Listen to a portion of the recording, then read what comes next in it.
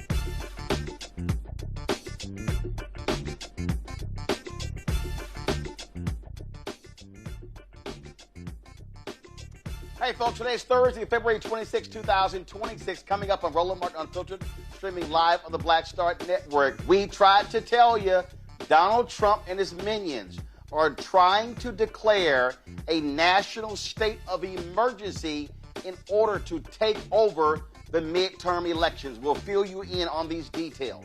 Also, on today's show, the Mississippi Supreme Court has ruled Republicans must redraw lines there because they've been screwing over black voters. But Mississippi is dragging its feet, hoping the Louisiana versus County decision is going to bail them out.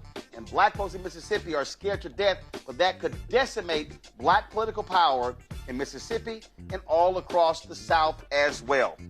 Folks, the University of Pennsylvania is offering a minor in racism and anti-racism studies in response to what's happening in the country.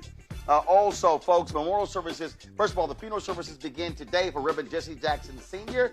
We'll talk to the owner, Amelie Spankuber of WVON Radio, the only black-owned radio station in Chicago, about his tremendous legacy. Lots to talk about. I'm here in Los Angeles for the NAACP Image Awards. It's time to bring the funk on Roland Martin Unfiltered on the Black Star Network. Let's go. He's got whatever the miss, he's on it. Whatever it is, he's got the scoop, the fact, the fine. And when it breaks, he's right on time and it's rolling. Best believe he's knowing. Putting it down from sports to news to politics. With entertainment just for kicks, he's rolling. Yeah, it's on go, y'all. Yeah, it's Roland Martin, yeah.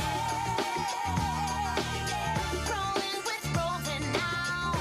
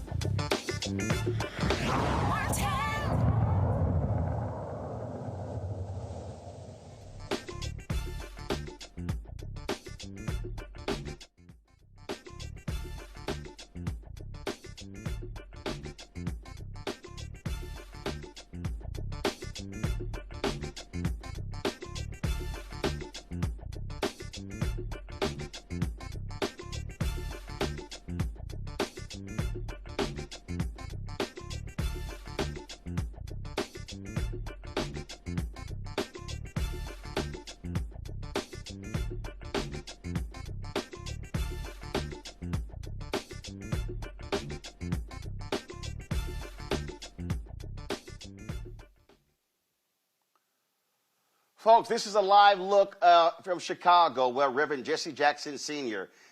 Is lying in repose at Rainbow Push Coalition. You see right there in this picture, you see former Congressman Bobby Rush. Guys, if y'all could bring the audio down some, please. You're seeing Congressman Bobby Rush there. You're seeing Reverend Al Sharpton. You're seeing Congressman Jesse Jackson Jr. I'm not sure of the woman who is standing in between Rush as well as Sharpton. Y'all can pull the music up some. I just need to be a little bit lower. And so, as I said, so today was the first day of the week-long funeral services for Reverend Jesse Jackson Sr. Again, folks are able to go to Rainbow Push to view his body. They are there greeting them. It started at 10 a.m. Central Standard Time this morning, 11 a.m. Eastern. He will lie in repose today as well as tomorrow. And then on Saturday, there's going to be a caravan traveling from Chicago. So it'll be driven by car from Chicago to South Carolina, where he will lie in state at the U.S. Capitol. You see stepping in right there to speak to Jesse Jackson Jr. and Al Sharpton is Yusef Jackson, a son of Reverend Jesse Jackson Sr. as well. And so looks like well, that's AP. We can't control the camera. What I saw right there was Jacqueline Jackson. You see Chicago Mayor Brandon Johnson. You see right next to him is Jonathan Jackson. You see next to him is Santita Jackson. And so folks have been coming to Rainbow Push since 10 a.m. Central Standard Time this morning to pay their respects to the historic civil rights leader who, of course, passed away a week ago Tuesday at the age of 84. You see Mark Thompson there as well. I see Janice, and so many people, so many faces I'm familiar with, of course, who are friends and family of Reverend Jesse Jackson Sr. And so the public is able to come to Rainbow Push and pay their respects. We have a live stream going on our Black Star Network app as well as our YouTube channel, where you can actually watch this, and it will be, as long as they are live, we will be live as well. And so, again, the funeral services, the week-long funeral services for Reverend Jesse Jackson Sr. Began today in Chicago. All right, folks, one of the areas where Reverend Jackson always was fighting on behalf was the issue of voting rights. And something is happening right now that we warned everybody was going to take place, and that is Donald Trump and his minions were going to do all they could to steal the election. For the last 6 years, all Donald Trump has done is complain about the 2020 election, saying that it was stolen. Now, keep in mind, other Republicans ran and won. Democrats ran and won, but somehow he was the only person who was impacted by the election. All he has done is yell, rig, rig, rig. Now what we have are some 17 individuals who are now coming forward to claim that China interfered in the 2020 election. So as a result, Donald Trump should receive emergency powers to increase executive oversight of the 2026 midterm elections. They literally are saying that Trump could use the National Emergencies Act to intervene in state-led voting procedures. They argue these drastic measures are necessary to ensure what they call election integrity. Constitutional experts warn that such an action would face immediate and serious challenges in the federal court system. But these folks, they do not care. They are scared to death. Donald Trump said to Republicans last month that you guys got to hold onto the House. If you don't, they're going to impeach me for a third time. He is scared to death of being impeached. Well, if you didn't do anything wrong, why are you scared to get impeached? Because you know you've done some corrupt things since you've been in power. And so that's what we have going on here. My panel, Dr. Greg Carr, Department of Afro-American Studies, Howard University out of Washington, D.C. Reese Colbert, host of Reese Colbert Show on Sirius XM Radio out of Washington, D.C. as well. Glad to have both of you here. Greg, listen, you went to law school, you understand the law, and these folks are down and dirty, they're nasty, they're despicable, and what they are trying to do, this action right here, is all about how can they steal the midterms. He's scared to lose the House and lose the Senate because then he can't pass anything if Democrats control one or both of those chambers. If Democrats control the Senate, They then determine his nominees getting approved. They determine if there's even going to be hearings for federal judges and Supreme Court judges. And so to have 17 of his supporters now floating the possibility of taking over the election, it shows you how desperate and corrupt these people are. Yes, sir. Absolutely. You know, I like what Ilhan Omar is referring to him as President Majnoon, an Arabic word meaning evil, mad, or fanatic. But as you say, I'm looking at the Democracy Now! Report that just dropped a few minutes ago, and he's got all these election deniers in place. This guy, Peter Ticknen, who was the attorney for Tina Peters, we remember, of course, in Colorado, who was trying to throw out the vote, and she's serving a 9-year sentence. He's the one saying, you know, they're going to try to evoke, as you said, the National Emergencies Act and the International Emergency Economic Powers Act. You know, Russell Vought is somewhere around in this, and of course, Steve Bannon filtering around, but they're going to fail.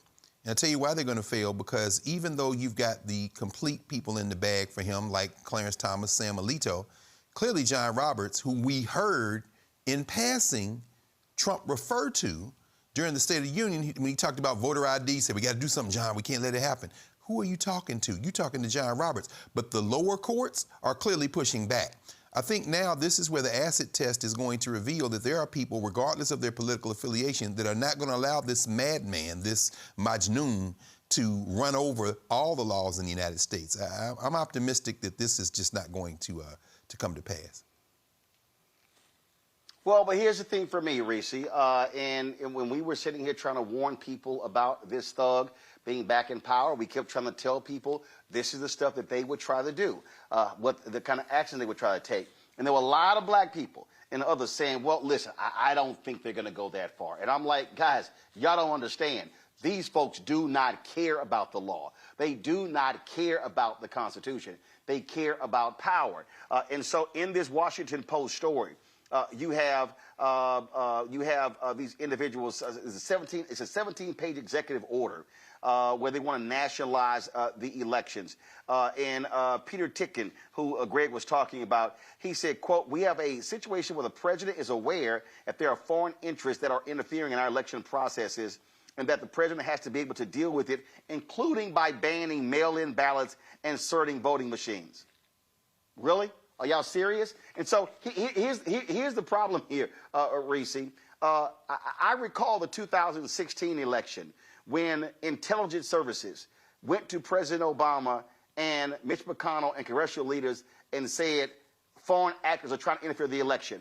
McConnell objected to Obama publicly coming out until after the election, and Obama did. Obama should have told Mitch McConnell to go to hell. Then, of course, we saw, and Trump, they say, oh, no, y'all kept saying Russia, Russia, Russia. Oh, it didn't exist. It didn't exist. They kept trying to deflect to China and North Korea and Iran and others. And so then you had a Senate report that actually detailed foreign interference. Senator Marco Rubio was one of the people who was on the panel where they wrote the report. He becomes Secretary of State and act like their report never even existed. These people are liars.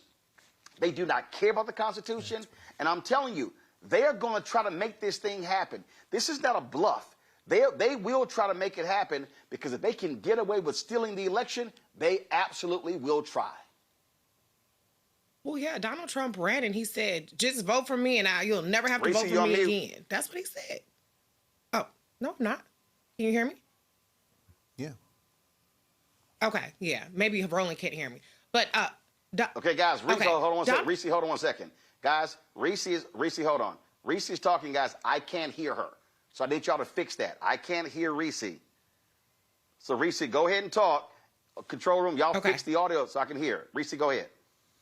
Now I can hear you. Go. Well, so Donald Trump, when he ran in 2024, he told an audience, just vote for me once, you'll never have to vote again.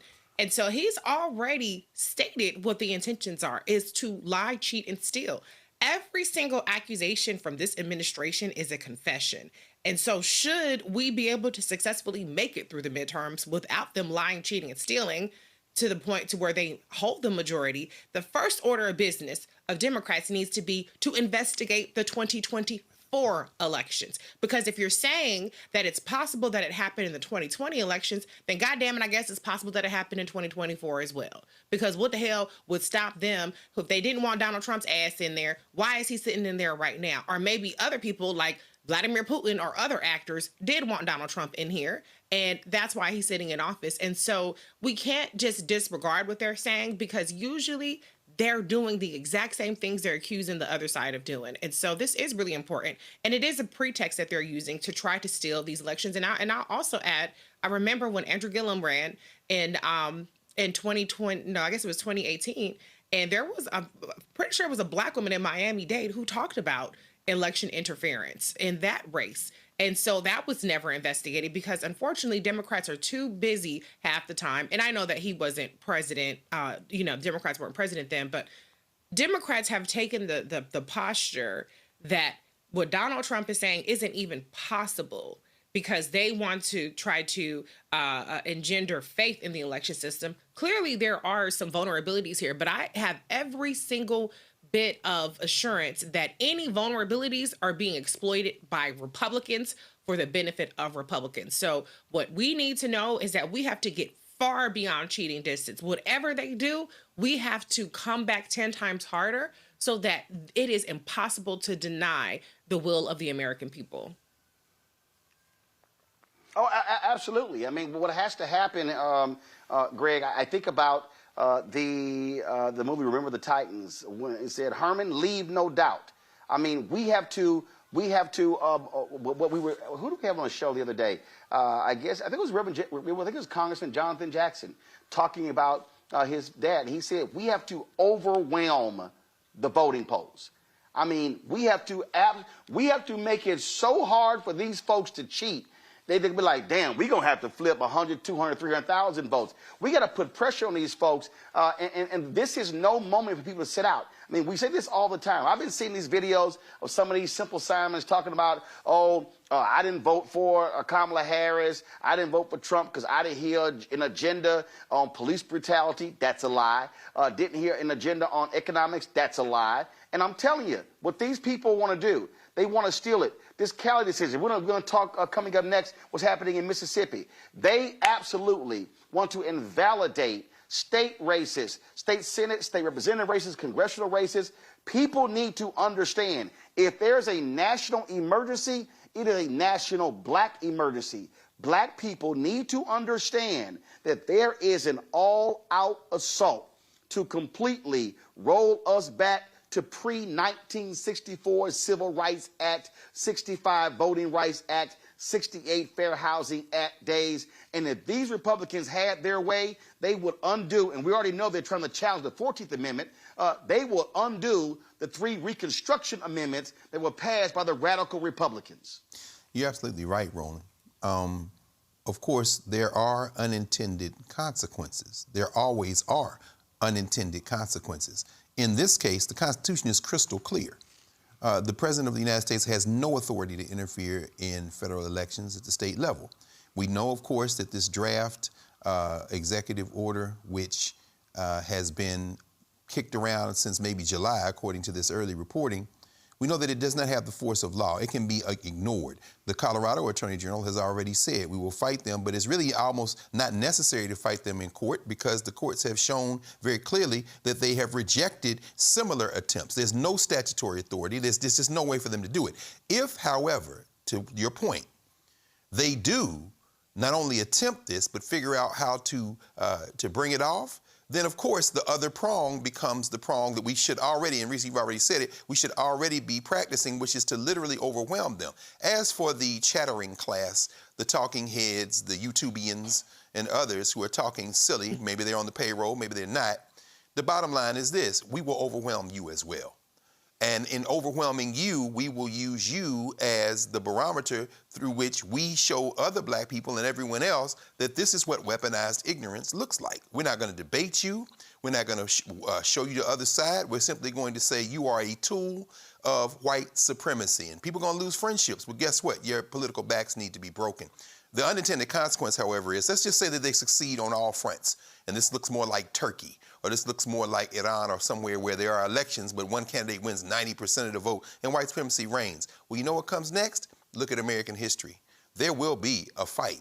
The only question becomes, you want to do it in the ballot box, or do you want to do it in the street? But either way, this white supremacy is on its last legs, and it's behaving that way. They're desperate, and it's showing. Yeah, they're absolutely desperate. But can I just say, should it? Because, yeah, go ahead. Oh, I was just going to say, you know, to your point, Dr. Carr, Democratic governors and AG should be coming out and saying, this is not worth the toilet paper I wipe my ass on, and we will not, under any circumstances, comply with it. That's right. Fuck suing. Fuck going to court. You ain't got to go to court. It's illegal. And so at a certain point, we have to get to the point where we, the Democrats that are in charge, just absolutely refuse to comply with illegal orders. That's right. The same way that businesses don't comply when Donald Trump says you can't buy houses, or you can't, or what did he said he was going to do an executive order over interest rates. The same way that everybody else ignores Donald Trump's dumb ass when he puts these toothless executive orders out. I would like to start seeing some Democrats do the same as well. It don't always have to come to a lawsuit. Why don't we try that? Why don't we try forcing the administration to sue you into complying with something that's illegal, as opposed to complying with it and then suing them so that you don't have to comply? That's right. Yeah, I think right now, I dare say, to your point, Democratic governors, Democratic attorney generals, Democratic election officials, county commissioners, there should be an all-out assault of hell no. That's right. Hell no, we will fight you to the end if you're trying to pull this here. They have to raise the bar, turn this thing into a major thing, because see, again, what Trump likes to do is he wants to throw 3 or 4 or 5 different things. Oh, we're going to attack Iran. They're going to slip this in, and this, and this. And national media, national white media is so stupid. They don't know how to do more than 2 or 3 damn stories at one time. And so they get stuck on it. And see, also, national white media sees this as a game. Oh, they really not going to do that. They really not going to go. No, hell no. Every single time they've done that by saying, no, they really not going to do anything like that, they do it. Every single time. And this right here, they called it. Steve Bannon, after they lost in 2020, Steve Bannon and Greg said, we're going to put our people in the local state boards, county boards of election and the state boards of elections, and we're going to take over the system. That's what folks don't understand. And so they are going to try this. They are going to try this. And what I'm saying to our people, I mean, I saw this, Terrence Woodbury came out with this a survey talking about how young black men really don't see what's happening with Trump as somehow impacting their life. I'm telling you right now, young black men, y'all are wrong. Y'all are wrong. And look, by saying, well, I'm not really feeling it, let me be real clear.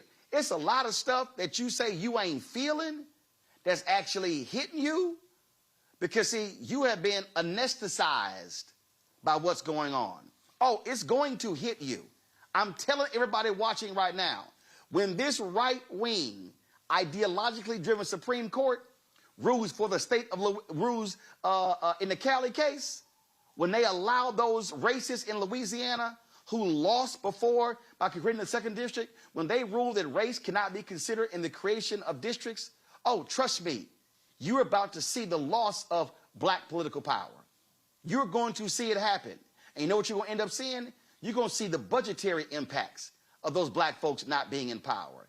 You're going to see the impact in education. Oh, you're going to see it. And so I need this generation, Greg, to wake their asses up out of this stupor and to understand. Like I was just sitting here. The Houston Chronicle had some video, and the video said 4 black women from Houston discussed the 2026 election fatigue and the frustration of being the backbone of a Democratic Party that seldom rewards their loyalty. Listen, I feel folk on all that. This ain't no time for no damn fatigue. No. And oh, I'm tired. Because way too many ancestors were also tired But we need to really understand, we are sounding this alarm for a reason. What these white supremacists want to lock in is absolutely Jim Crow 2.0. That's absolutely right. And let's just be very clear. There's a difference between power and the law, as you've said. And we have to be very clear about this. White commercial news, entertainment, media should be at this point completely ignored, with only one exception, and that is reporting on factual events. Everything else, interpretation, ignore it. Again, this station here, young people, if you got young people in your family, sit them down in front of this station and let's do that. Because we know that when we engage with our young people, they will respond. But we have to engage with them, and we got to do that. Just ignore all the rest of that stuff. Let me bring up Caleb Badillion. He's a staff writer with the Marshall Project. Again, we've been talking about what's going on here. And Caleb, you guys have this great story dealing with Mississippi. And it says, Mississippi's black voters brace for SCOTUS to gut their political clout. And you walk through how black folks in Mississippi have been winning in the courts as relates to how they've been racially driven out of power, and the courts have been ruling in their favor. Now, all of a sudden, the courts are ruling by saying, listen, multiple races benefiting African Americans. Now Mississippi is sitting there going, oh, please, let's hold off, because when the Cali decision comes down, we're going to be in the clear. This right here is going to have a devastating impact on black political power in Mississippi and beyond. Yeah, that's right, Roland. I'm glad to be on the show tonight. And the story that I've reported is about the Mississippi Supreme Court. Mississippi elects Supreme Court justices from a series of 3 different districts, one pretty much in the northern part of the state, one in the middle of the state, and one in the southern part of the state. And there was a lawsuit brought by black voters in Mississippi that said, the districts are drawn in a way that dilutes the power of black voters in Mississippi. Mississippi, of course, is the blackest state in the country. About 37% of our statewide population is black in Mississippi. But right now, there is only 1 justice of 9 on the state Supreme Court that's black. There's only, in the state's history, ever been 4 Supreme Court justices on the state Supreme Court that have been black, all of them since 1985, and none of them have ever served on the court at the same time. There's no black justice that's ever had a black colleague on the Mississippi State Supreme Court.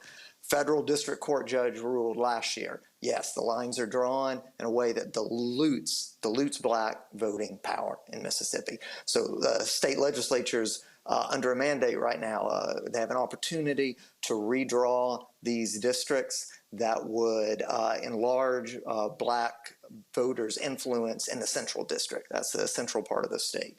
And, you know, they're moving, but not in too much of a hurry. We've had some placeholder bills introduced, and lawmakers, you know, have explicitly said, you know, we're waiting. We're going to see if Calais comes down before we adjourn. The legislature goes out of session for the year in April, and you know, if it gets down to the end, we'll introduce a map. We'll do what the lower court has asked us to do. But you know, that doesn't mean this situation is over.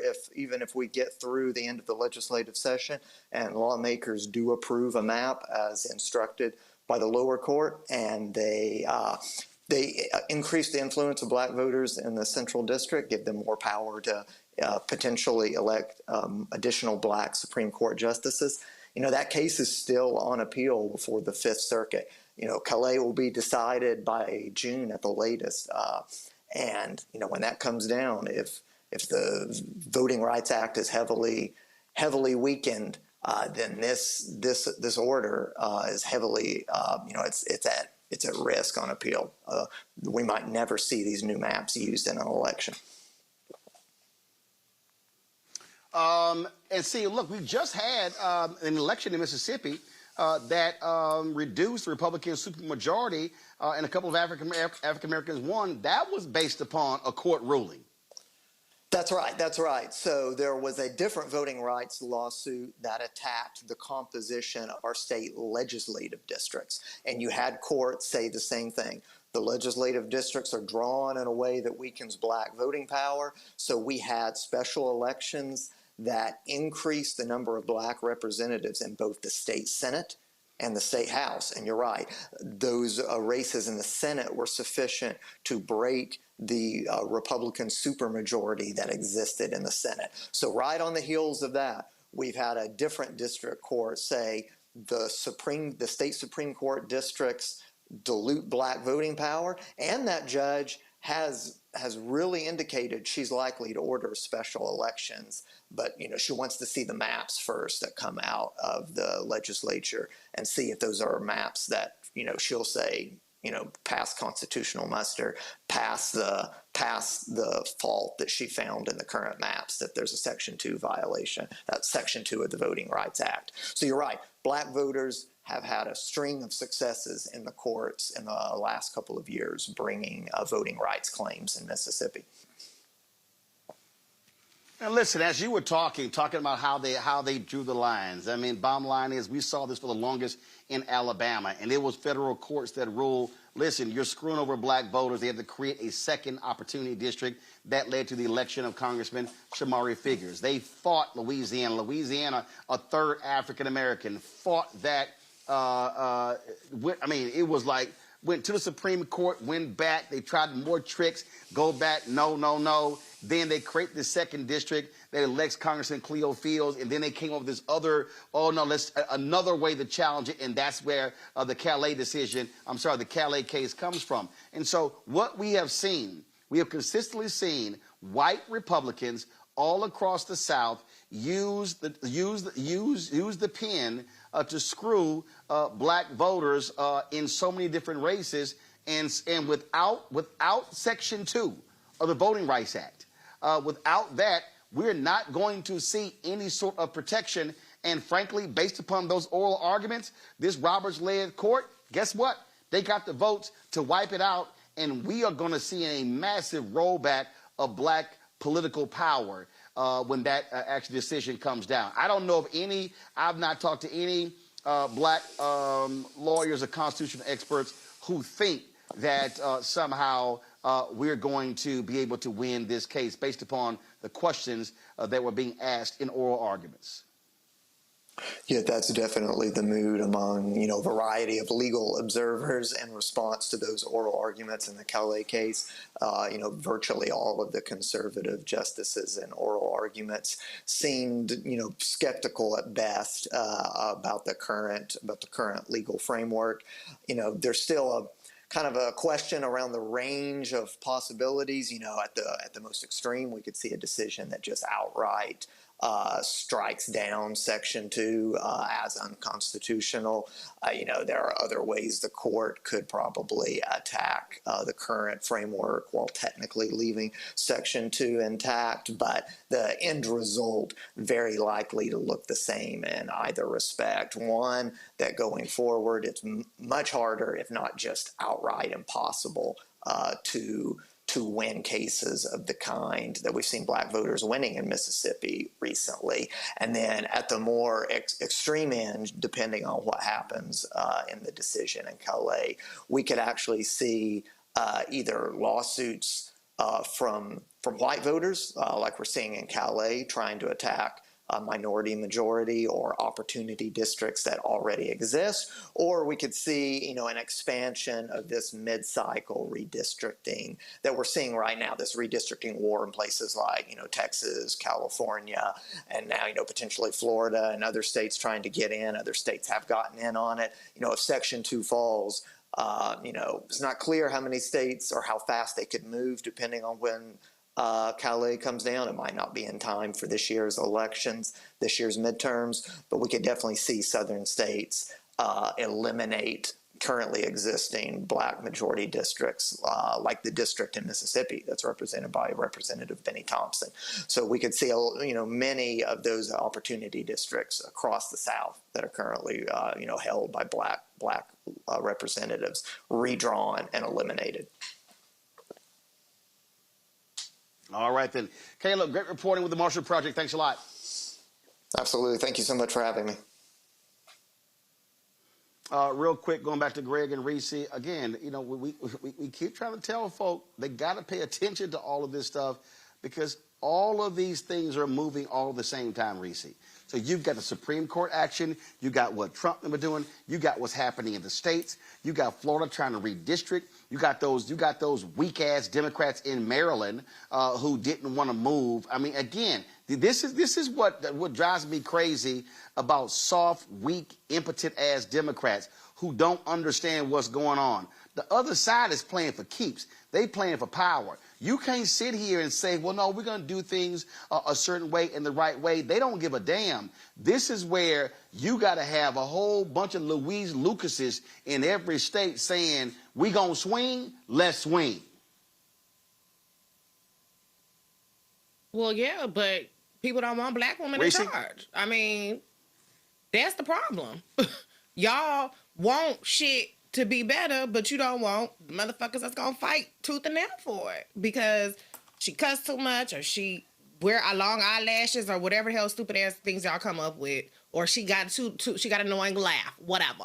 So, you know, this is what we get when we deal in the superficial, when we deal in stupidity, as opposed to dealing with people that really are about that life. But what I will say is, when the reason why I don't call this Jim Crow 2.0, I call it Trump Crow, is because when these black districts get taken away and when black voter power gets diluted, guess what? Your white ass can kiss your Medicaid goodbye. You can kiss your SNAP goodbye. You can kiss your Section 8 goodbye. You can kiss your Social Security goodbye. You can kiss your workers' rights and protections goodbye. You can kiss every civil rights advancement goodbye, because we got that. We got that through blood, sweat, and tears, and we keep it because we vote. We are the conscience of the American electorate. And so diluting our power is going to make your life more fucked up, whether you realize it or goddamn not. Greg, if folk out there are saying, hey man, this ain't gonna really impact me, I want everybody to be on record. We are on record right here at 6:37 p.m. Eastern on February 26, 2026. We gonna say a big ass hashtag we tried to tell you. We are, and it's going to be necessary to do. Holly Green often says sometimes movements skip a generation. In this case, maybe 2 generations. And as we heard the good brother Damon Hewitt say on Tuesday night in the State of Our Union, Damon said things are going to get worse before they get better. In the case of Mississippi, let's say that the Calais case, in fact, does kick the teeth out of Section 2 of the Civil Rights Act. That means the lawyers are going to go back and try to preserve salvage some of Judge Aycock's opinion on new legal grounds. They're going to push to try to maybe get those adopted maps. Maybe they will fail. But here's the end game, seems to me. When folks like Latasha Brown or Cliff or April Albright say that we must emphasize the South, I agree with that. And I'll add this, we must emphasize the cities. There should be no supermajority white nationalist legislatures in the South, even with the extreme gerrymandering, if we will do what you and Reverend Barber and our good brother Gary Chambers out of Louisiana say, which is vote our numbers. Maybe they will have a white nationalist majority in those states, and I'm not at all sure of that because I don't even trust that Mississippi is as low as 37% black. I'd say at least 40% or more. But either way, we can stop them from running through at the state level these supermajority bills and legislation. Now, Atlanta, Jackson, Mississippi, Birmingham, New Orleans, you name it, go through the South. Charlotte, you go through the South. These cities are not white nationalist cities. Even as they can hamstring them at the state level when it comes to funding, and even if they continue to capture the federal legislature in terms of funding, the cities then become our place where we push back and where we consolidate power. It does, however, finally have to be based on this. When the white nationalists have shown you who they are, you must treat them as what they are, enemies of our common humanity. There will be no consensus. There will be no attempt to wrangle some form of crossing the aisle. No, now it is an all-out war, and we control the cities.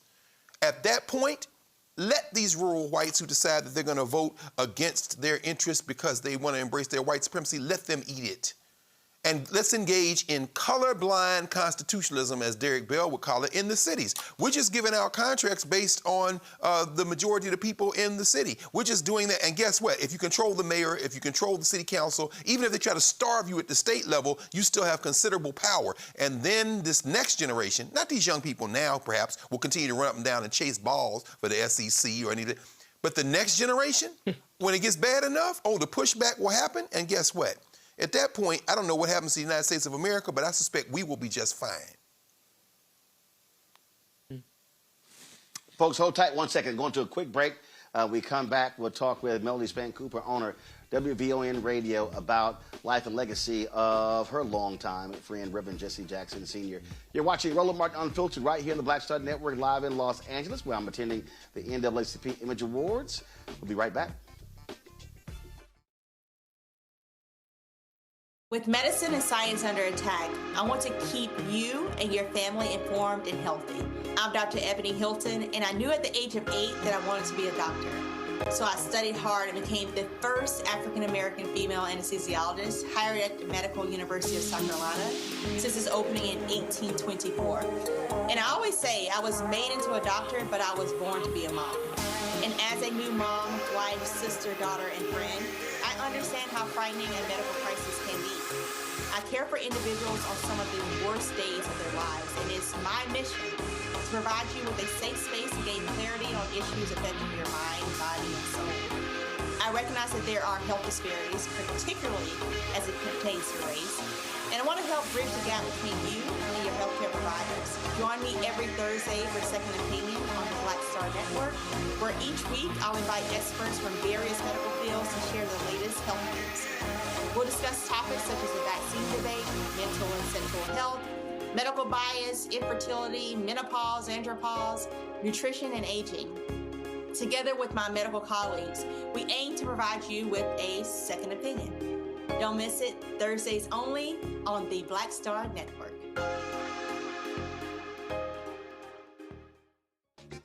My name is Bill Duke, and you're watching Roland Martin Unfiltered.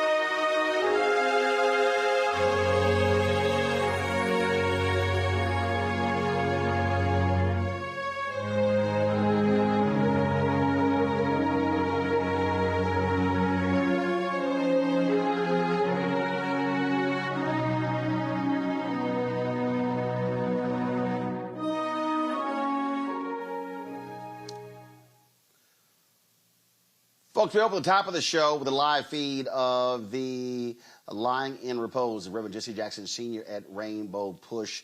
That is still going on. You see right there. Families greeting folks there. My guest today is Melody Span Cooper, owner of WVON Radio, the only black-owned radio station in Chicago. Has known Reverend Jackson, the family, for a very, very long time. Of course, her father, Purvis Span, also prior to that, owning the station as well. Melody, I swear, so your daddy owned it, you owned it, but a lot of times Reverend Jackson acted like he owned WVON. Yeah, he was a major shareholder in it, right? He did. And Roland, you can recall during the time that you were there were two people who I would always tell you guys, I don't care when they call, let them in. One didn't take a lot of advantage of it. The other one took a lot of advantage of it. And that was, of course, Minister Farrakhan and Reverend Jesse Louis Jackson. He will be greatly missed. And, you know, for the last 2 or 3 years, you know, us not getting those calls every day, him wanting to come on to discuss whatever it is he wanted to talk about, you know, it just shows how much for granted we took those times at a time like this. Yep. Oh, and the thing is that, and this is what I try to explain to people, because he would call when I was at WVON, when I ran Chicago Defender. Yep. Reverend would call about a story that I wasn't even working on, that he would want turned into a story. But the thing that people need to understand, and I don't know of anybody else in my career who understood the value of black-owned media. He understood, and black newspapers, black magazines, black radio, and it's a lot of politicians and a lot of activists. They love the mainstream media lights and attention. Reverend did that, but he understood you always talk to your people in black-owned media. He really did and respected it. That's why we're there. We've been there since 7 a.m. this morning. We will be there all day today, all day tomorrow. We're going all the way with Reverend because he wouldn't have it any other way, Roland.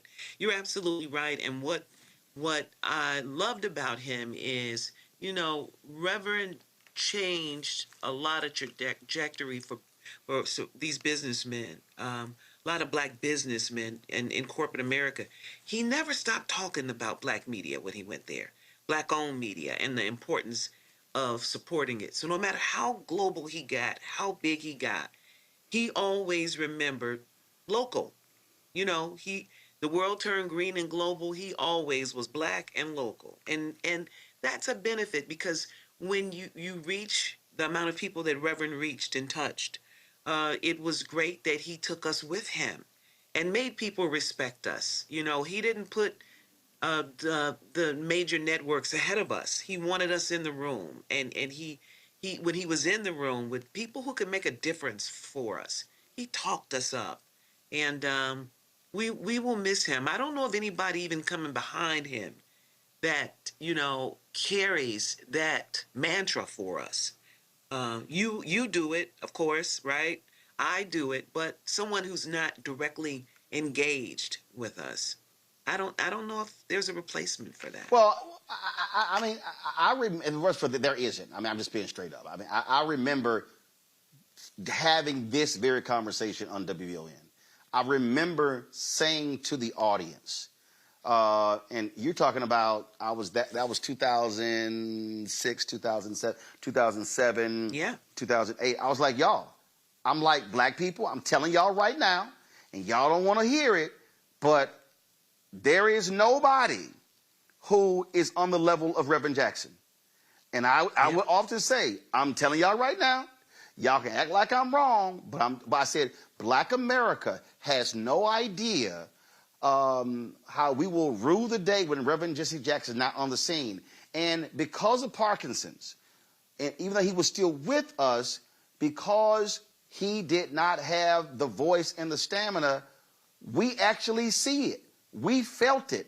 And people thought, I'm like, people, oh man, you just saying that. I'm like, no. I'm like, y'all don't understand. And what I said before, when we hit the night he passed, I said, I think part of the problem, Melody, you alluded to it, that because he was ever present, omnipotent, always on the scene, we absolutely took for granted his presence.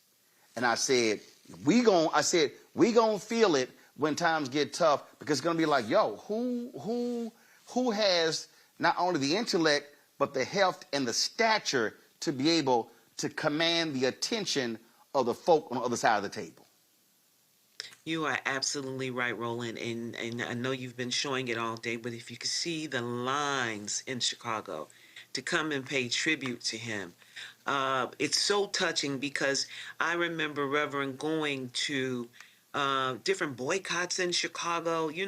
It didn't take much to get Reverend to support or stand up for you, right? If no matter how big the cause, Reverend was going to be there, and to see people turn out all day the way that they've turned out, it's just been amazing. And I was thinking as I was watching it early, I was like, we could have only turned out in life for him that way, and that's what happens. I remember I interviewed Reverend in 2013, right around the 50th anniversary of the I Have a Dream speech.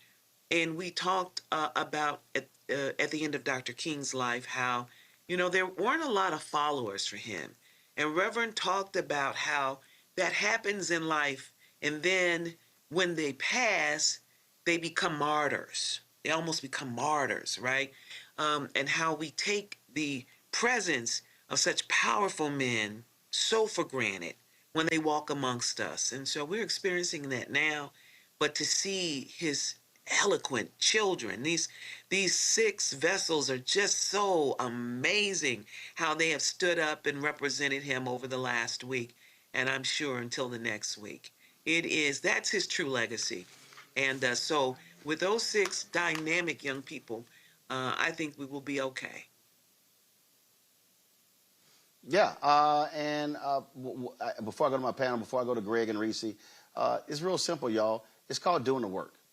This is not about the difference between, and then again, I just think people, I remember a lot of the comment, man, every time you see him, he on television, he just on the radio. No. It's called the work. He was doing the work. Too many people really do not understand the intellect of Reverend Jackson. When the ability to recall facts and figures, the ability to be able to connect the dots and all of that. And when you talk about, putting folk out to pasture, I mean, and I'll say it, listen, a lot of people were pissed off when Obama got elected and comments Reverend made. And I remember having him on the air. And when even I went off on him. And I was like, look, now damn it, I'm agree with you. And I'm going to disagree with you. But what happened was... You and Reverend were so funny, Roland. Keep... You and Reverend were something else together. Look, some days you all were on the same page and the days that you weren't. Oh, goodness, right? But that speaks to the integrity that you have to stand up to a man that powerful. Most people wouldn't, and you would challenge Reverend. But it was in love. It was always in love. Oh, absolutely. And see, when Obama gets elected, and I remember this vividly, a lot of people, I'm talking about a lot of black people, would not bring Reverend on their shows. They would not listen to what he had to say. And when he went after Silicon Valley, and I remember him calling me and had my TV One show, and I was on Tom Joyner, and he was calling, and I said, and I understood what Reverend was doing. And folk were like, man, I'm with Reverend, sit down. I'm like, do y'all understand what are you talking about? And he was the one, we're talking about 10, 11, 12, who really began to jam up Silicon Valley to force them to honor their commitments. And we were talking about this. So this was pre-George Floyd's murder in 2020. He was forcing Apple, Facebook, Google, to really hire and commit to doing things with African Americans. And again, a lot of black folks wouldn't put them on. And I said, Reverend, I'm going to put you on every week because the issue matters. And that was my point. We have to learn that we may have disagreements about certain things. It can't be personal. When the interests of black people are at place, the mission comes before folk personal feelings. Absolutely. And the thing that people have to really respect about Reverend was he wasn't afraid. Roland, he never was afraid of the fight. I think about Nike. If you recall when he challenged Nike, I can just, when I was a kid here in Chicago, there was a food chain called A&P, and there were many stores throughout our community, and they were selling rancid meat. Reverend shut them down. He just, if the cause was not on the side of what he believed was right for our people, he was willing to take it up, big or small. And I don't know how you fill that void in 2026. I just don't know how you do it. Maybe you don't. Maybe it's time for all of us to stand up. Those of us with voices, those of us who have the acumen and the power, and go in these boardrooms and go wherever the cause is, and do it in respect and honor of him, because he did leave the blueprint. Questions from the panel. Reese, you first. Oh, thank you for sharing your insights and your relationship. One thing that we've seen in Reverend Jackson with his People's Platform and his presidential campaign was revolutionary and incredibly progressive. But what we've seen in progressive movements more recently is try to pivot away from the idea that race specifically is something that should be tackled in our politics and not just class. So can you talk a little bit about Reverend Jackson's intersectionality around race and class? That's a great question. Reverend, I don't know if you've ever heard him referred to as the country preacher. Reverend came from the South, never left that, never lost that sense of connectivity to poor people, to the underserved.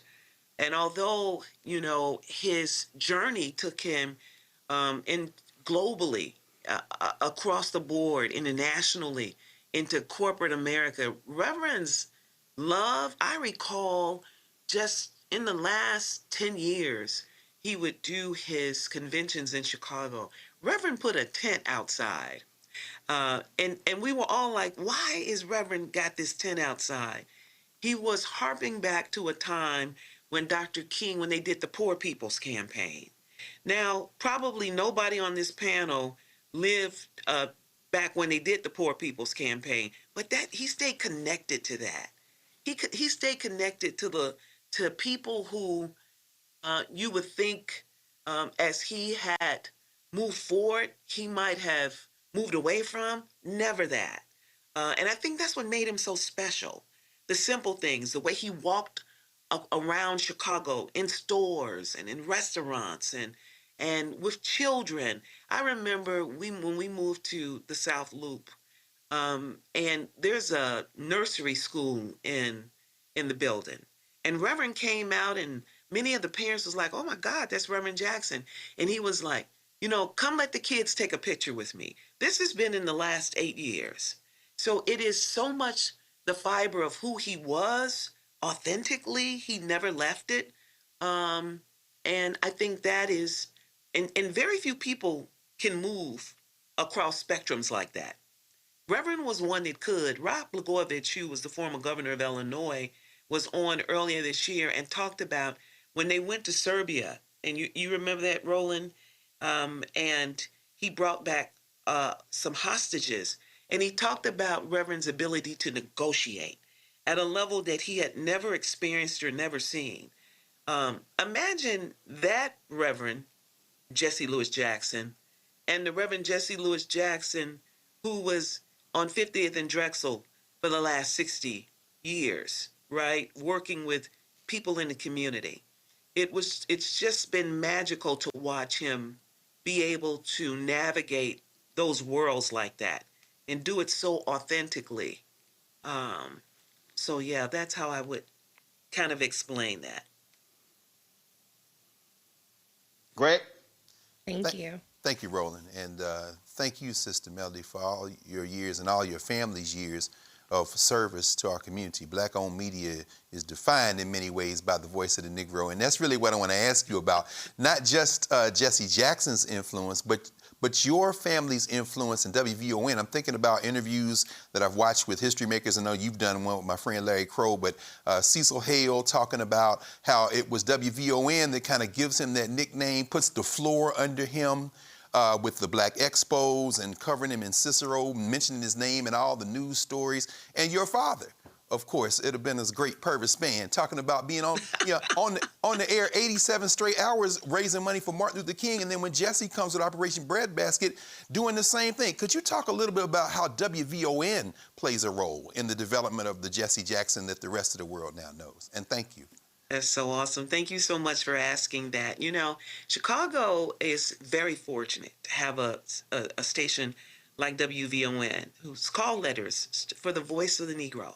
And as we've evolved as a people, of course, we now call it the voice of a nation. But one of the reasons why Chicago has a Jesse Jackson and at the level of prominence that he's been You think about we're on our fourth African American mayor in Chicago, first black female U.S. senator, a president of the United States. It's because of really black-owned black press. Think about the Chicago Defender. You think about what we do at VON. You think about the Black Star network that Roland has built. We're agitators. We're activists and we're agitating. So we may not, we've got wonderful audiences and they may not be the size of CNN's or something like that, but our ability to make a difference among our people and to get them moving. We start the movement.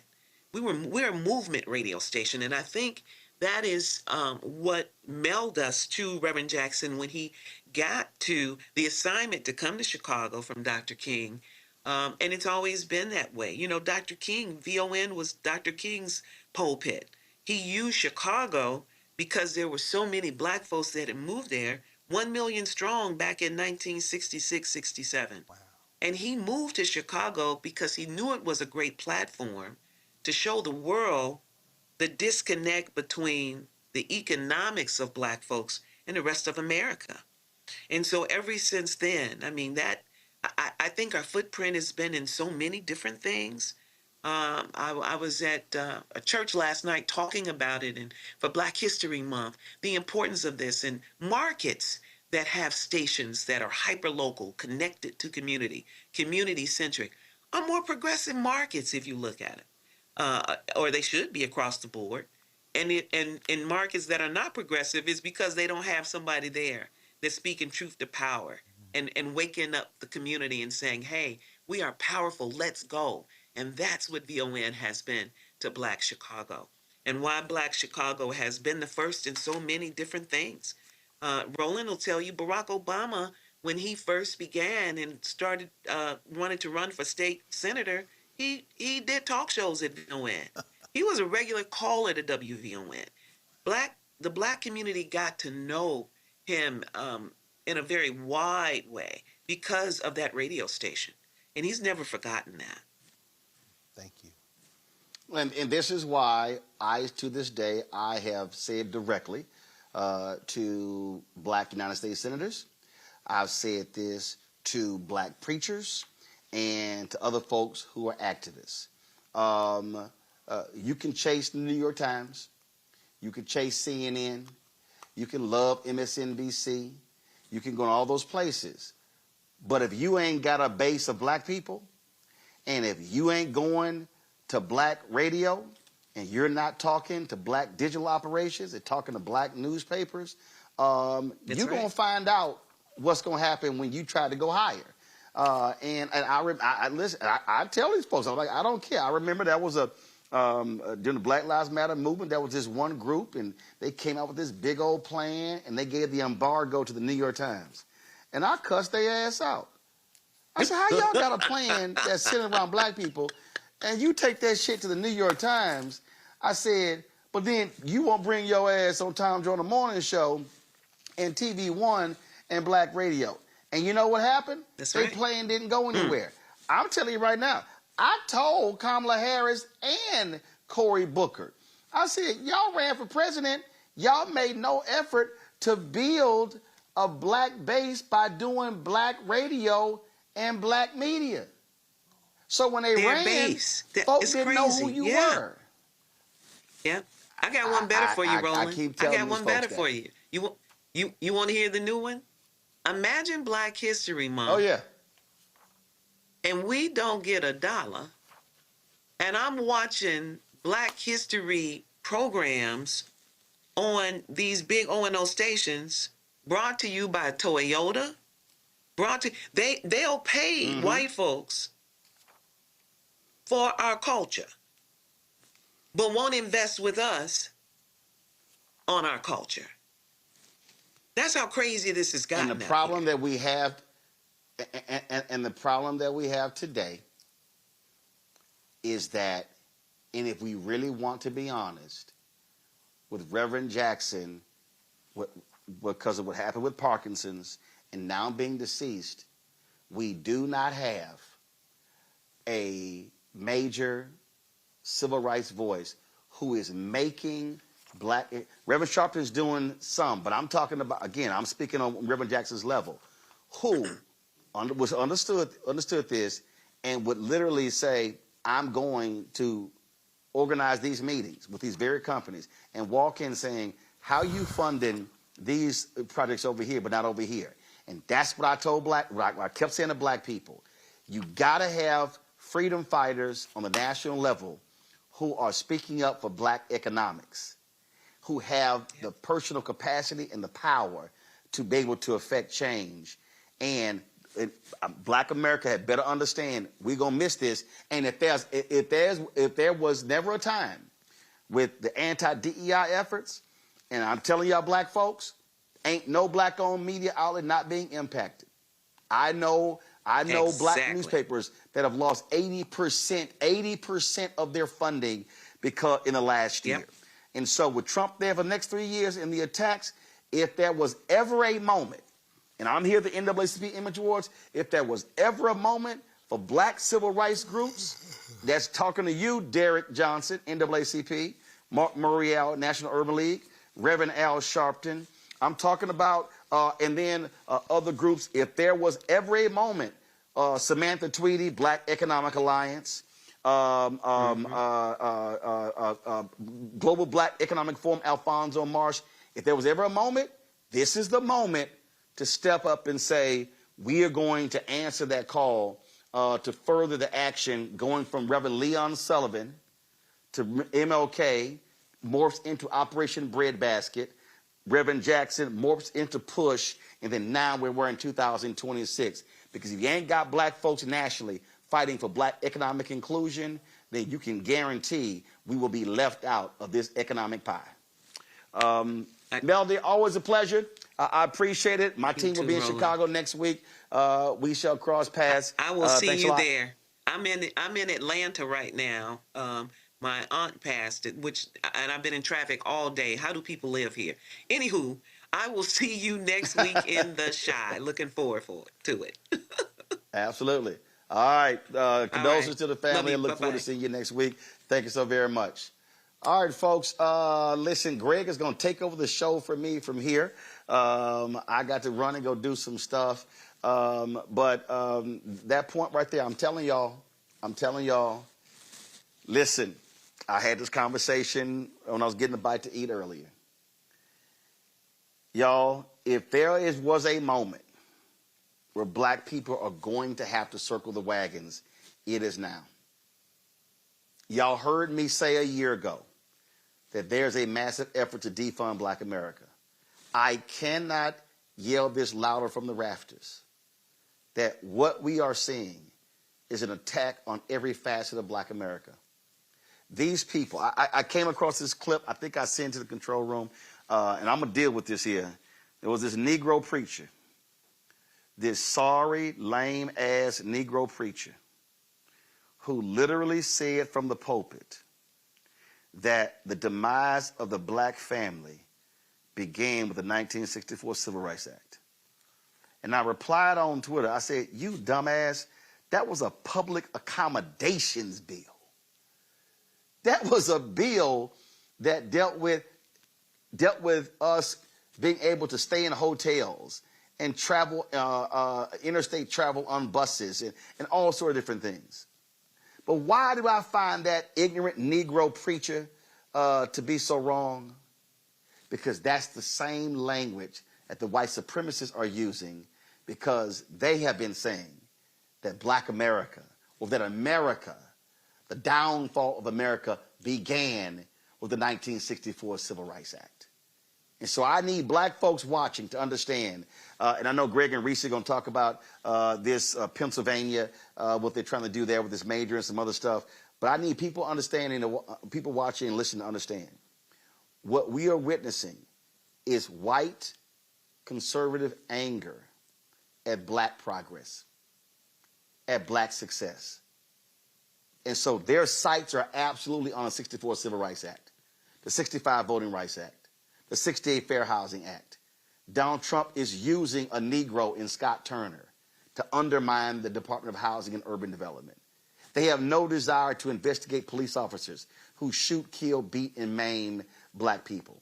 They have no desire for HUD to investigate racism and discrimination. They have no desire for the Department of Commerce to investigate discrimination when it comes to Wall Street and other companies. You're not going to see a strong SEC. You're not going to, they already are destroying the EPA and environmental justice. Folks, there's a bullseye on the target of every black person in this country. And we had better wake up to what's going on, because it is real. The attacks are real. And repercussions are going to be real. And that's why voting matters, but voting is just one part of the process. This is a moment where we've got to be taken to the streets, organized and mobilized, putting pressure on systems. This is not a time for us to say that we are tired. This is not a time for us to be saying, oh, I want to sit this one out. Because our nieces and nephews and our children and grandchildren cannot afford for us to be on the sidelines. Folks, support Roland Martin Unfiltered with your resources. We require your help to do what we do. We don't have millionaires and billionaires. I'm out here in LA, but trust me, there are only 3 entertainers who have supported this show in 7 years, just 3. So we can't count on our future by relying on entertainers and athletes. It's regular, ordinary people, and I thank y'all. 37,179 donors and counting have supported this show. If you want to contribute via Cash App, use the Stripe QR code. That's also for credit cards. You see it right here. Use that. Also, checks and money order, make it payable to Roland Martin Unfiltered, P.O. Box 57196, Washington, D.C., 20037-0196. PayPal's R. Martin Unfiltered, Venmo RM Unfiltered, Zelle, RolandSMartin.com, Roland at RolandMartinUnfiltered.com. Going to a break. We come back. Greg Carr, Reese Colbert, they will take it away for the rest of the show. I'll see y'all tomorrow. Back in a moment.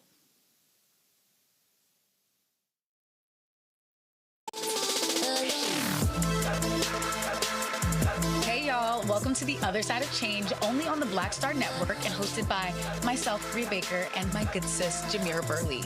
We are just 2 millennial women tackling everything at the intersection of politics, gender, and pop culture. And we don't just settle for commentary. This is about solution-driven dialogue to get us to the world as it could be and not just as it is. Watch us on the Black Star Network, so tune in to The Other Side of Change.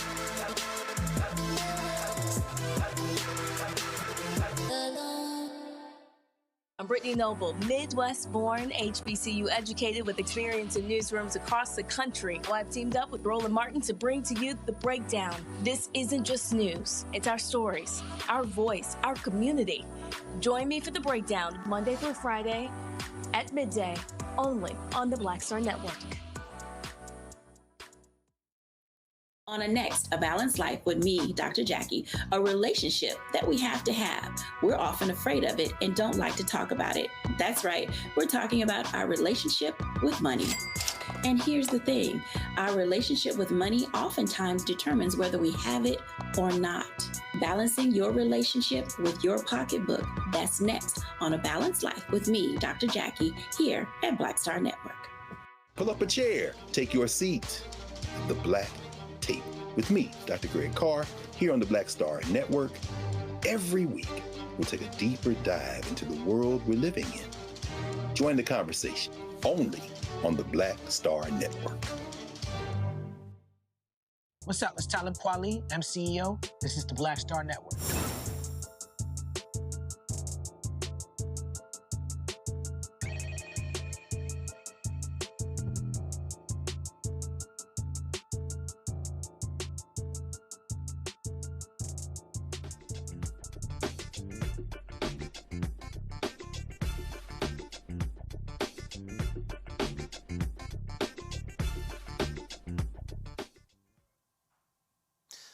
Donald the Con Trump is escalating his so-called war on fraud, freezing more than $250 million in Medicaid funding to Minnesota.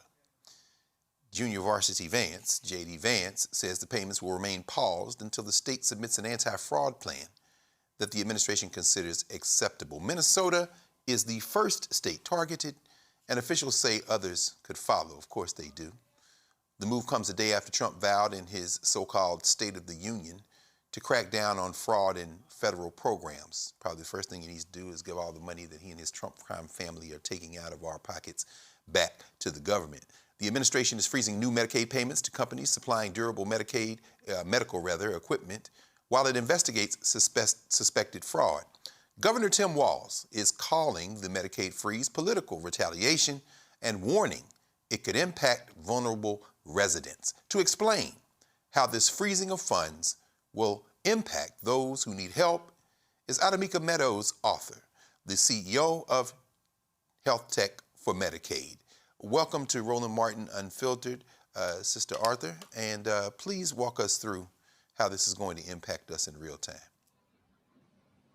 Yes, well, I'm just in Minnesota today, just landed just an hour or so ago. And what's happening in Minnesota is significant because Medicaid is a state and federal partnership. So the federal government kind of reimburses states for services that are already delivered. So this is not getting money ahead of time. This is you've already delivered those services and you're waiting for your payment. It's a little bit like you going to work, working all of your hours, and then waiting for your paycheck. In this case, CMS, or the Center for Medicaid and Medicare Services, is temporarily withholding not just $259 million in reimbursements, while they're alleging concerns about fraud and fraud oversight. This is really unusual, both in scale and in posture.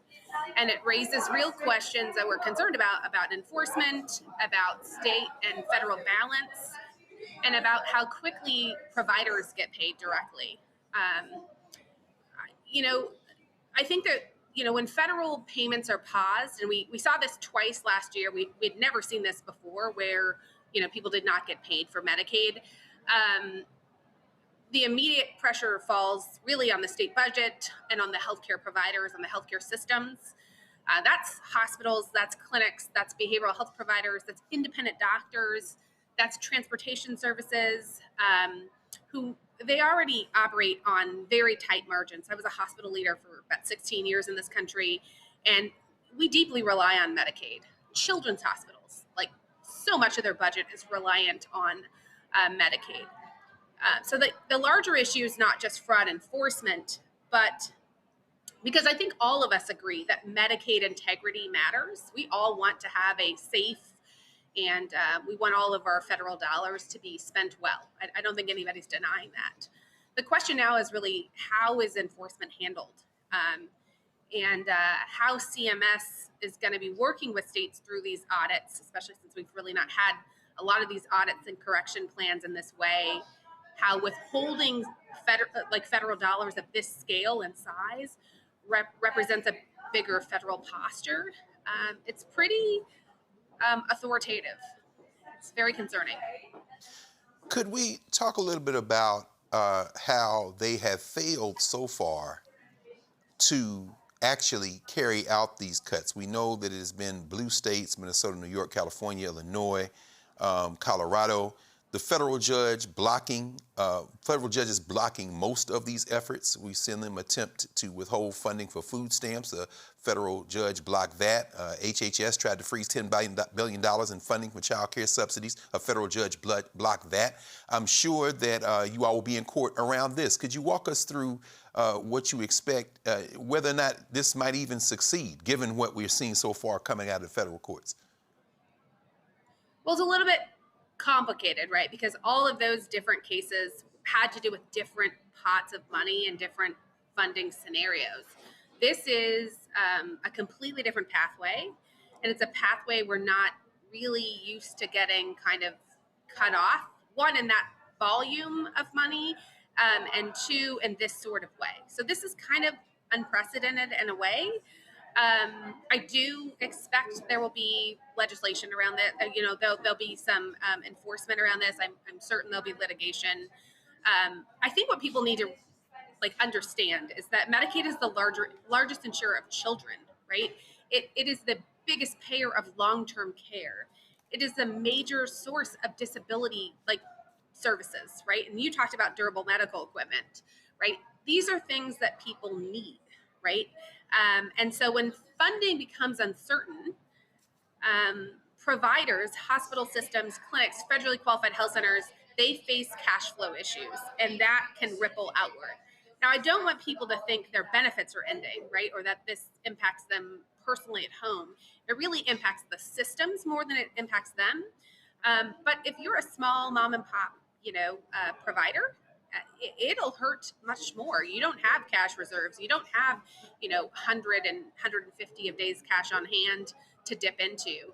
People will probably have to take personal loans out. This will impact people's lives significantly. So as of now, I'm sure benefits will continue. I'm certain the state has, some reserves.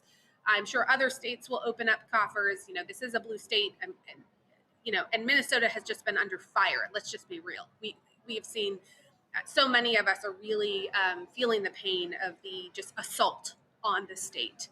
But I think the prolonged deferrals or even, litigation, that could create additional strain.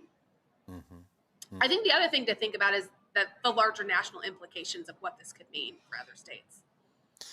That's very important. Yeah, like you said, I mean, just the disruption alone, and thank you when you opened up, you kind of put front and center the fact that nobody wants waste, fraud, abuse. But in this case, am I wrong to say what's being reported that there's no evidence of any of this that has been put forth by them? Is that true?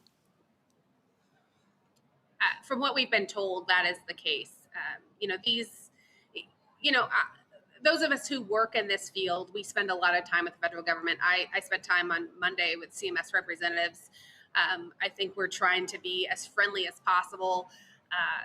This program represents a fifth of Americans. We really need to do our best to be at the table and to ensure the integrity of the program. With all of the stuff on the table with HR 1 happening, we are really trying to make sure as many people as possible, and for me, like as many brown people, as many people of color as possible, get access to the services that are necessary to keep their lives.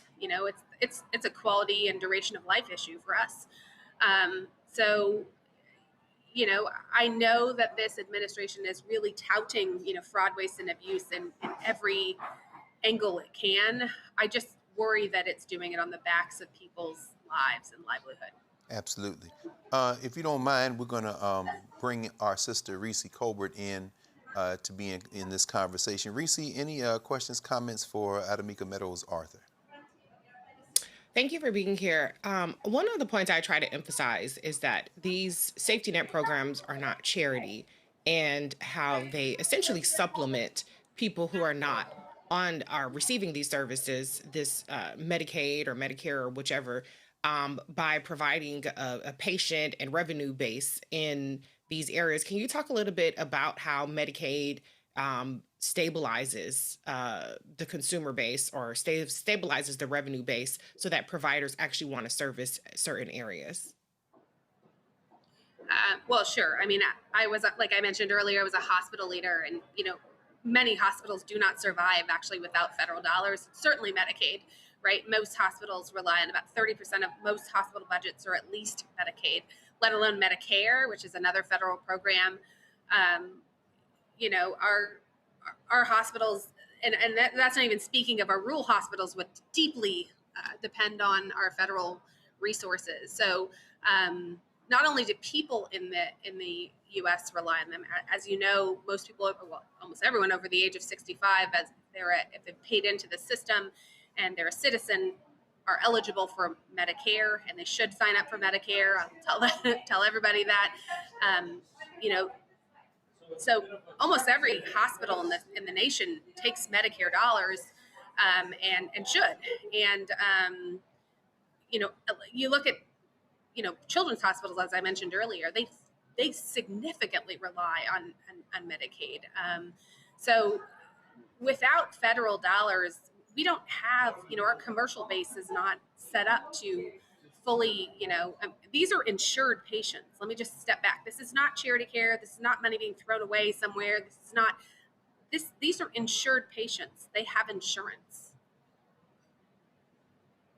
Can we continuing this, it's interesting. I was looking at Health Tech for Medicaid, the formation, of course, that you founded in 2018. It looks like a very wide coalition and broad coalition of folks, a lot of healthcare providers, a lot of folks looking at the fellows program that you have and kind of bringing another generation in to help them understand how we can intervene in this.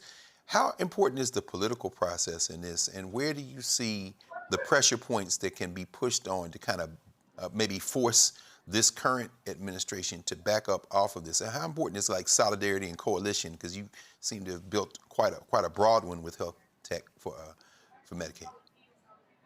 Yeah, I mean, part of the seeds for why Health Tech for Medicaid came to be is that we did not have an ecosystem upgirding Medicaid, right? We also did not have a lot of power in Medicaid. It was the largest insured population in the nation, but we were not in capital markets. We were not seen as a viable, investable ecosystem. And so that's actually where it came from. It came out of major frustration as a hospital leader, and watching Silicon Valley and all of these products and services come in and running a delivery system and seeing a rationalization of who got innovation and who didn't. And so that's really where it came from. It now has grown into a very large national name. We've got payers, providers, policymakers, entrepreneurs, investors, advocates, but more importantly, people on Medicaid, their caregivers, family members, who are a part of our ecosystem. We've got well over 80,000 people on our mailing list. We've got a really great, newsletter that comes out. We try to be very informative. We're on all of the social channels. But like you said, we are trying to train up the next level of Medicaid leaders in this country. Medicaid still is not taught in most health policy programs in some ways, in most medical schools. Most people are not really, it's still shunned in some ways, even though it's the largest insured population in the US. There is a lot of stigma, partially because when these programs were started in 1965, we called one care. That sounds lovely. I care for someone. And one was called aid. And that didn't sound so great, right? And so there is stigma behind, poor people on Medicaid and older individuals on Medicare. And while those stigma, there's not a lot of truth to that. There's a lot of people that you would not anticipate that are on Medicaid. 1 in 5 Americans, it's your neighbors, it's your friends, it's who you go to the grocery store with. It's a lot of people, even with means, they just have a disability or they have a condition that would allow them to have those sorts of benefits. Absolutely. Well, I mean, ultimately, this very human problem, one that we will all face in our lives as we go through our life journeys. Certainly, it's unavoidable, and thank you for doing the work that you're doing. It's ht4m.org for people to get involved, sign up in the database, donate, and continue this work. We've seen what happens when people fight back, certainly in Minnesota, so I don't expect that this will be any different. Adamika Meadows, author, CEO of Here on the ground today doing the same work. So I just landed and rolling up my sleeves in this very cold environment, getting to work. No, it's no doubt about it. Yeah, and thank you for joining us tonight, because like you say, clearly you just landed because you found a corner and said, let me get involved in this work. And please come back. Keep us updated. Minnesota has become in many ways the tip of the spear, and we wouldn't expect anything less. And certainly we're going to support you here at Black Star Network. Thank you, Sister Adamika Meadows, author, and we'll talk with you again soon. Thank you. Thank you. Yes, ma'am. You're watching Dr. Carr, can I interject something? Oh, yeah, please. Oh, yeah, please, Reese. Yeah, of course. Come on. Yeah, absolutely. Yeah, I just wanted to bring up, there's been so much talk about Minnesota fraud, Somali fraud, et cetera, et cetera. Yes. I just wanted to point out that what they're talking about, the main thing they're talking about, the hundreds of millions of dollars, was a program. And that fraud, alleged fraud, I should say, started when Donald Trump was president. That's number one, in 2020. And it was investigated and prosecuted under the Biden-Harris administration. Yes. It was Christopher Wray, who was the FBI director at the time, who investigated it. And it was Biden's DOJ that prosecuted these people. And so Donald Trump touts finding this fraud as though his administration is the one that found this fraud. His administration didn't do jack shit. It started under his administration. Mm-hmm. So it was actually the Democrats. It was actually Joe Biden and his department, or his Department of Justice, that discovered this and prosecuted it. And I think that there is definitely room to to ensure that something like this doesn't happen again. But make no mistake about it, that fucking idiot Kash Patel, who is too busy taking private jets all around the world, and so busy that even Charlie Kirk's killer couldn't have been investigated quickly enough because Kash Patel was rolling off somewhere in a private jet. That's right. He ain't find nothing like this. They are not even competent enough to discover the kind of fraud that they are touting that the other guys discovered. So any kind of fraud under this administration is probably going to be balls to the walls with them under it. And the last thing I'll say is, you know, they talk about withholding $250 million in Medicaid payments to Minnesota, which is bullshit.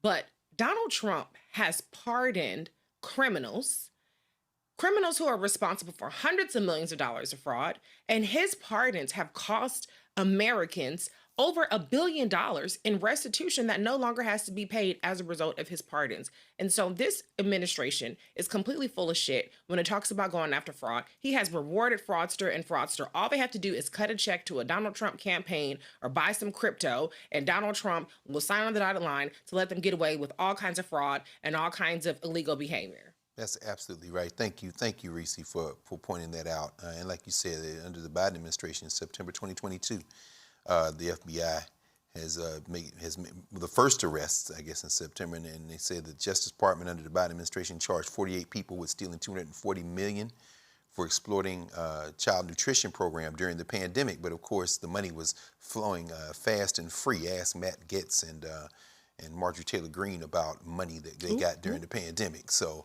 But yeah, thank you for making sure that we understand that this is not a new story and that it shouldn't be trained on the Somalis of Minneapolis and of Minnesota, over 100,000 largest diaspora Somalis in the world. And you're absolutely right. The Trump crime family, while we've been on the air, in fact, the news dropped that Netflix is pulling back its offer after David Ellison and the Trump-supporting white nationalists of Paramount have sweetened their deal, along with a lot of money from outside the country, as Jared Kushner and Steve Witkoff are over there trying to figure out how to shake down Iran for more money. Apparently, the Saudis and the sovereign funds that are able to pour into Paramount have now on the verge of buying CNN and buying Warner, which means I'm canceling all subscriptions. But at any rate, I don't watch CNN anyway. But yeah, like I say, you want to talk about money and fraud? Yeah, you probably should look somewhere else. So yeah, thank you. Thank you for making sure that we understood and understand that. You're watching the Black Star Network, Roland Martin Unfiltered, and we will be right back.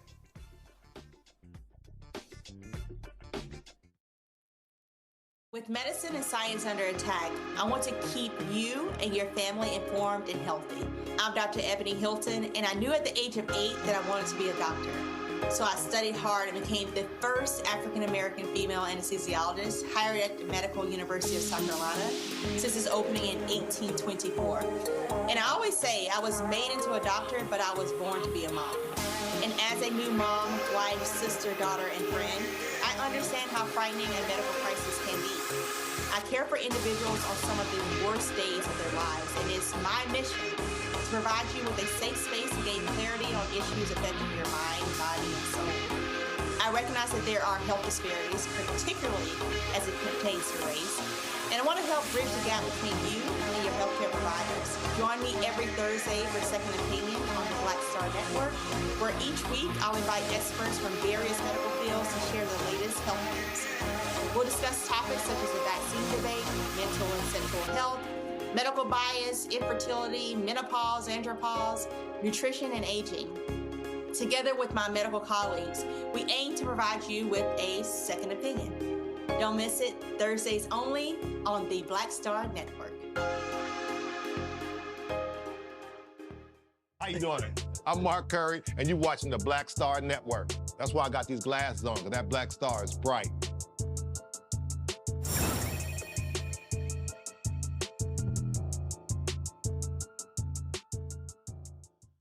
Welcome back to the Black Star Network. Make sure that you all support the Black Star Network. You heard Roland, who's out at the NAACP Image Awards. The Black Star Network should sweep the awards every week, but then, or every month or every year. But, sometimes there's no accounting for for how those things are done. But we know that the Black Star Network is the leading source of news for our people and for a lot of other people as well. So please support the Black Star Network. Let's go to Philadelphia. Let's go to Pennsylvania for a moment. Arcadia University in Pennsylvania is now offering a minor in racism and anti-racism studies aimed at training students in advocacy and action against racism. The university emphasizes its long-standing commitment to justice, equity, diversity, and inclusion, as well as its efforts to combat systems of anti-Black racism, as highlighted on the program's webpage. It asserts that this program is particularly important given the current political climate. Conservative critics and think tanks have criticized curricula centered on diversity, equity, inclusion as one-sided and dismissive of ideological diversity. Reese, this attack on universities has been relentless. We did get some good news out of New Hampshire a few days ago. The American Civil Liberties Union and the ACLU of New Hampshire was able to go to court, and we see that this Dear Colleague letter, this foolishness that came out last year, has been completely neutralized, so we don't have to worry about that. But still, there's a chilling effect. K-12, universities, what's your sense of this continued assault on curricula? And in this case, Arcadia University pushing back and saying, no, we're going with our full chest forward. Should more schools try to follow that example? Well, absolutely. I mean, I love that they're doubling down because this is an important topic. And let me tell you something. When you're looking at the conversation around this Texas Senate race, it's needed, okay? Even from so-called allies. You've been saying soft white nationalists for years, Dr. Carr, but it's very clear that people are not as anti-racist as they like to claim that they are. And so, yeah, I appreciate that. And I think it just shows how absurd it was with the court wins in particular, that so many universities were just chomping at the bit to comply in advance with the Donald Trump administration. It also showed that people did that because that's what they wanted to do anyway. So the first chance that they got that permission slip to say, let's pull the rug from under these DEI programs, let's pull the rug from all of the advancements that we've made, which, mind you, there were still massive disparities when it came to admissions for Black students or even, programs and things of that nature. But the first chance that they got to take things away, they were like, sign me up. And so I think that what has been very revealing through what this administration has tried to do is who's on our side, who's on the side of humanity, who's on the side of decency, and who is on the side of, I'm going to do the bare minimum and I'm going to provide the illusion that I really care and that I'm in this to actually move the country forward or move the needle forward until it's no longer convenient for me. Absolutely. It's breaking news to me. I didn't know. I don't know, Reese. Did you see this? Cardi B was in Texas and she urged her followers on Instagram to vote next week for Jasmine Crockett over James Tallarico. Did that happen today?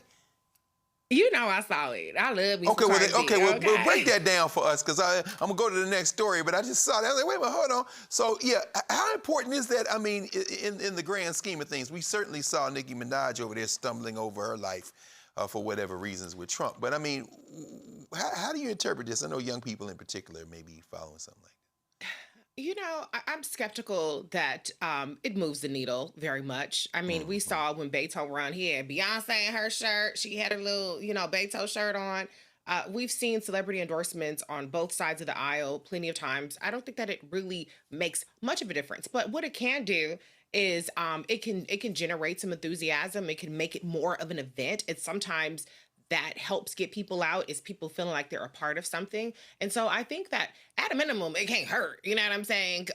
Gary Chambers, our good brother Gary Chambers, has been breaking down the numbers in Harris County, for example, and saying like, look, this turnout is not that great so far. It's certainly not running ahead or not running ahead by much of prior election cycles. And the theory of Jasmine Crockett's race or Congresswoman Crockett's race is that she can activate disillusioned and disaffected voters. Now, in her defense, part of the reason why maybe they haven't been as activated is because the mainstream media and the white nationalists, the soft white nationalists, let me put it that way, have really tried to drive home this point about electability and about only Tallarico can win, even though white men have been losing for 30 years statewide on the Democratic side.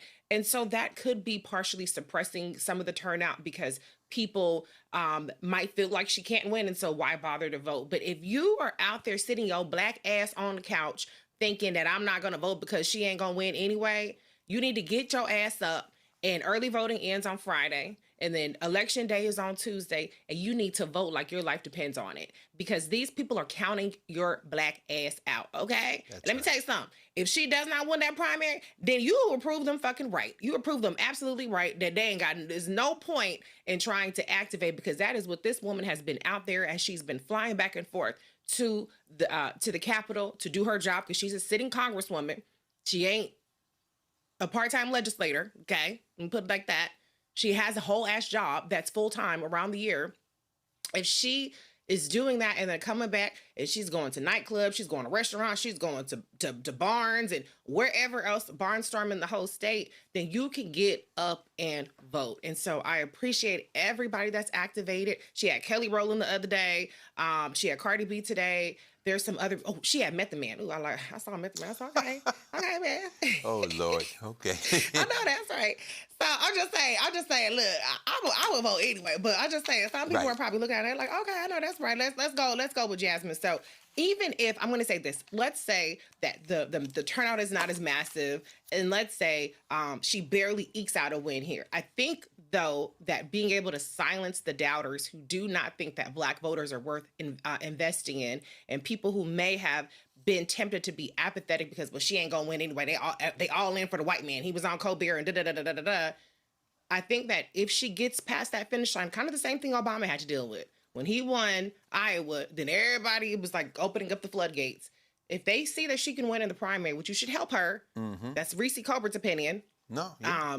Then maybe that can open up some floodgates for the general as well. Indeed. I didn't realize she had Method Man down there. And in passing, we'll send out condolences, of course, the transition of Oliver Grant, Power Grant, who's one of the founders of the WU, out of Staten Island at age 52. But I didn't realize Method Man was out there. So let's move for a moment to Chappaqua, New York, where, of course, Hillary Clinton was deposed today. And Bill Clinton will be deposed tomorrow by James Comer, and his committee. The former Secretary of State, in fact, is demanding a public deposition, that is former Secretary Hillary Clinton, after it was paused, her deposition was paused when a Republican representative, Lauren Boebert, still around, huh, Bobo, who shared a photo of Clinton testifying with a conservative white nationalist influencer, Benny Johnson, who then posted it on social media. This action, of course, violated the committee's rules regarding depositions. During her testimony, Clinton said she was unaware of the crimes committed by Jeffrey Epstein or Ghislaine Maxwell. Her husband, former Bill Clinton, as I said, is set to testify before the oversight panel on Friday. This will be the first time a former president has been compelled to testify before the Congress. The Clintons had initially resisted the panel's subpoena, dismissing it as politically motivated. They ultimately agreed to testify as the threat of potential contempt of Congress proceedings loomed over them. I guess they lost all those other Congress people who would not testify, just like the politically inbred Jim Jordan of Ohio.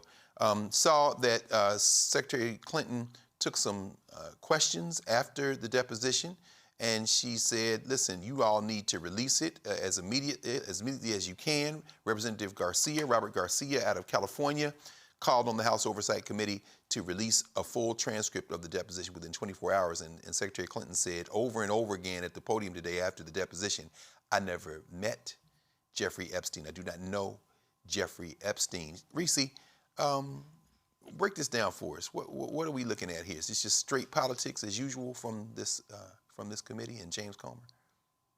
Of course it is. It's politics. It's the politics of distraction. And it's giving people something to focus on. Hillary Clinton has always been a lightning rod for Republicans.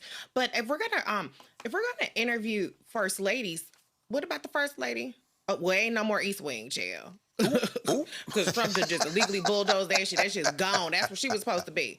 But wherever Melania is trolloping around Mar-a-Lago or wherever she's maybe taking up space, maybe she got a trailer on the West Wing. Why don't you haul her ass in front of Congress? Because she's the first lady and she's in the Epstein files. That's not chick. That's what I thought. Where is her testimony at? She's more closely connected to Jeffrey Epstein than Hillary Clinton. Now, Bill Clinton, I can't vouch for him because his ass was all up and through there, all up in the pictures and all kind of shit. So whatever happens to him, child, that's not my business, and I ain't got a problem with it. That's for the prosecutors to handle. If you don't have nothing for prosecutors, then we ain't got to hear from them, okay? But in terms of Hillary, why is she in it? Why is she in it? Why is she even involved? What about Howard Lutnick? What about the people in the Trump administration? Where is their testimony? How about where is Donald Trump's ass being hauled in front of a Congress hearing? Because he's one of the most mentioned, if not the most mentioned people in the Epstein files. And so that's why this shit is a joke. That's why this is a farce, because there are people that are very closely connected to Epstein that are very closely connected or currently serving in the federal government under Donald Trump. Oh, yeah. And none of those people are being hauled before Congress, whether it's behind closed doors or in front. They won't even unredact names. They won't release all the files. They selectively take things out of the files. And so this is really a distraction. What we should be seeing from Congress is they should be voting on that war powers resolution from Representative Ro Khanna and Representative Thomas Massey to stop Donald Trump from his march to war with Iran without even so much as having to present a shred of evidence. Hell, even fake lying evidence. We know that just lie anyway, but at least do something. So this is what they want our attention on. But the reality is this administration is doing 55 fucked up things on a daily basis that they are not being held accountable for. That's what I'm more concerned about. Yeah, no question about it. Yeah, Iran should be first and foremost in all of our minds right now, because you're absolutely right. And to those of you who have friends and family on the Gerald R. Ford or anywhere else, we're keeping you on our prayers, and we need to really, as you say, reevaluate where our focus is. We have a story out of Buffalo, New York. A refugee from Burma has been found dead in Buffalo, New York, days after being released from custody and dropped off at a coffee shop by the U.S. Border Patrol. Lord have mercy. Police say Nurul Amin Shah Alam, a blind father of two who spoke limited English, was found dead on Tuesday, February 24th, on Perry Street. He had been reported missing after his release on February 19th. The Erie County Sheriff's Office says Border Patrol agents took custody of Shah Alam after bond was posted on reduced charges tied to a 2025 arrest. Customs and Border Protection says agents gave him a, quote, courtesy ride, really, to a Tim Hortons near his last known address, and that he showed no signs of distress. The Erie County Medical Examiner ruled his death health-related, with exposure and homicide ruled out. And Cole asked Buffalo, what kind of medical exam? Buffalo's mayor, Sean Ryan, is calling the death preventable and is demanding answers as the investigation continues. Here's what he had to say, Sean Ryan's statement. And the statement is as follows, quote, the preventable death of Nurul Amin Shah Alam is deeply disturbing and a dereliction of duty by the U.S. Customs and Border Protection. A vulnerable man, nearly blind and unable to speak English, was left alone on a cold winter night with no known attempt to leave him in a safe, secure location. That decision from U.S. Customs and Border Protection was unprofessional and inhumane. The U.S. Customs and Border Protection must answer for how and why this happened. Buffalo is a city that welcomes refugees and believes government should protect human dignity, not endanger it.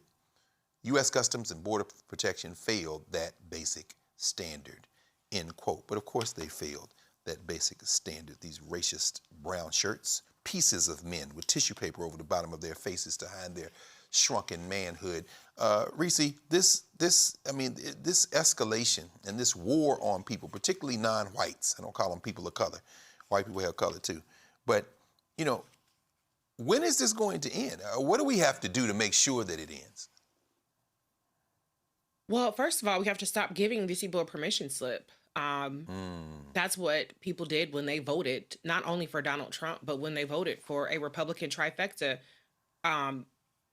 Congress is, I don't want to say neutered, because that assumes that there's some passiveness to what's happening. They are actively complicit. They're actively actually co-conspirators in what is happening, because we see this administration operating with impunity, breaking the law in every possible way that you can break the law, and signing memos and signing executive orders that have no legal teeth, but they are empowered to do so because who's going to check them, boo?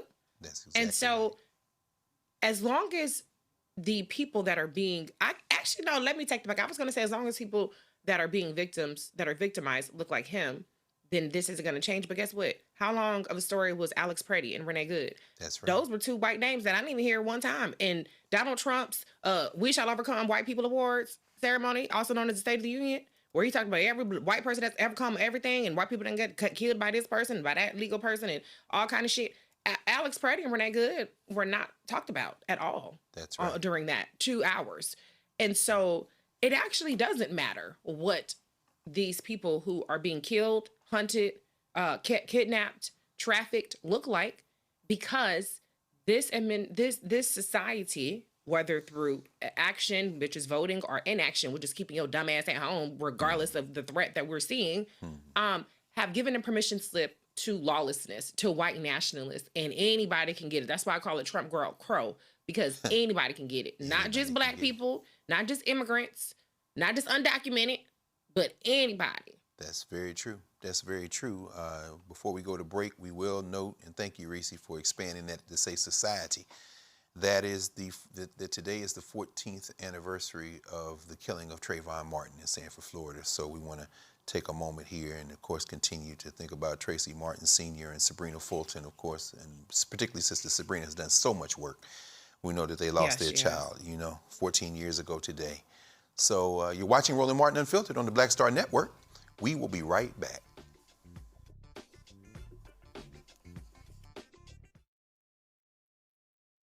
Pull up a chair, take your seat. The Black Tape with me, Dr. Greg Carr, here on the Black Star Network. Every week, we'll take a deeper dive into the world we're living in. Join the conversation only on the Black Star Network. I'm Ryan Wilson, CEO and co-founder of The Gathering Spot, and you're watching Roland Martin Unfiltered on the Black Star Network.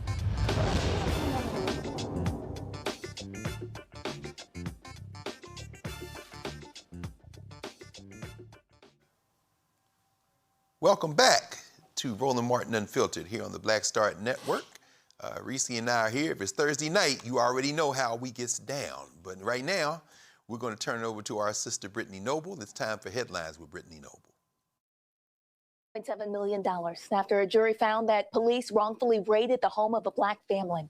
A federal jury determined that a 2018 Chicago police raid at the Tate's family home at Back of the Yards Apartments violated their civil rights.